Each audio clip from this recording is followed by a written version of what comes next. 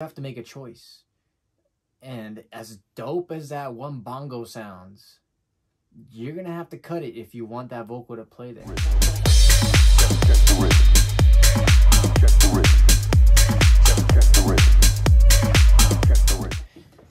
Yo guys, what's going on? Ricky here, coming at you from my house. I'm half of Lucky Roll. I just really wanted to talk about something that I've been thinking a lot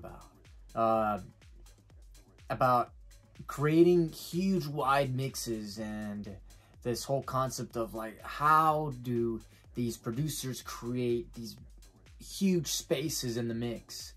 And people ask, what tools did you use? Like, what compressor did you use? How did you make it sound so big? And many times this question is asked from a mixing perspective, when in reality the question is actually a compositional question. Because in the composition, whenever that big stab plays or that vocal plays, it's the only thing that's playing. So once you're ready to go to the mix down and make it sound huge, you can easily do it. Many grooves and many mix downs from beginners, they're great ideas, but they're heavily crowded. They're not optimized for a great mix down. You have to use your elements in your track very wisely, so that every single one of them is contributing to the track. There has to be no fat, and that way your bass line is going to perfectly sit in the mix. Every drum, every stab, every vocal that plays is going to have its own individual space in frequency and or in time. So what do I mean by not using any tools whenever you're gonna mix down your track? You start from the composition. You start by arranging all your elements in a way that each individual one of them has its own space. You only use volume to create a sense of you use volume for perception about how close you want that certain sound to be to the listener. Then, once you've composed your track and your track is built out and you're ready to do a mix down, or you might be mixing as you go, you just have to be aware of this. Okay, am I mixing or am I sound designing, or am I producing here, right?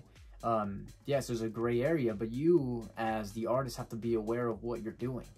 If you're stacking all these elements together and then you're adding compressors to it and you're trying to EQ so that one thing comes out, but you realize that there's other things playing on top of that certain element, then there's no point in reaching for that EQ. Go clear out your composition. So I think that's a game changer mindset. Before you reach for a tool, before you reach for an EQ or anything like that, is first, is there anything else playing over this? And second, can I fix it with volume? Can I just bring it forward in the mix? And that should clear up 90% of all your problems in your mix downs. Sometimes we have to get emotionally disattached to certain elements that you have to make a choice. And as dope as that one bongo sounds, you're gonna have to cut it if you want that vocal to play there. Cutting out the fat and just having the essential elements. And of course, there's techniques to getting the most out of your elements, like reverb and saturation and all those things. But none of that matters if your composition isn't locked in and grooving and going. So that would be the most important thing. And if you're able to do this and repeat this process from the conception of the idea to the production to the mix down to the mastering, you're going to realize as you get more efficient and more selective, you're going to be able to create these masters that, holy shit, man, these sounds are huge. Like, how am I, like, and it's just gonna, and it's just gonna happen naturally. You're not gonna learn this new technique that's gonna allow you to do this. And I listen to records, I listen to all these tracks, and it's not like they're doing anything magical. They just select perfectly what they're gonna have playing at that moment in time. They tell you what to listen to. This is what's in front. Listen to this.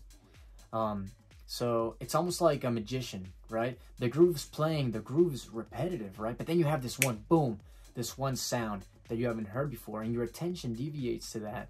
And the groove sounds fresh, and the groove continues going because because the artist has selected the elements that they want you to hear at that moment in time.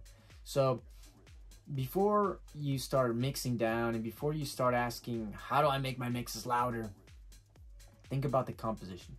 Think about how loud things are with respect to one another. Start with not filling out your drums and just creating a kick and bass with a clap and a hi-hat, and then adding some synths, and then going back to the drums. Don't fill out your drums, because then you're not going to be able to create these massive stabs and these massive elements and vocals that these producers are able to create. So this is something that I'm always working and refining, and I think all producers are always refining this.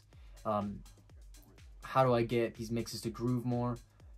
How can I get more of my elements in the composition?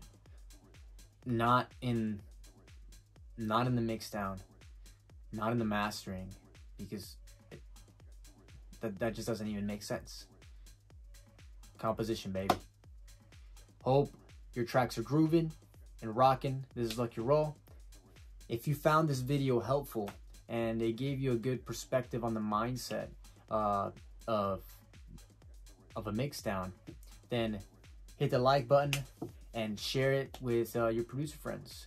Hit us up in the comments if you want us to give you some feedback on one of your tracks.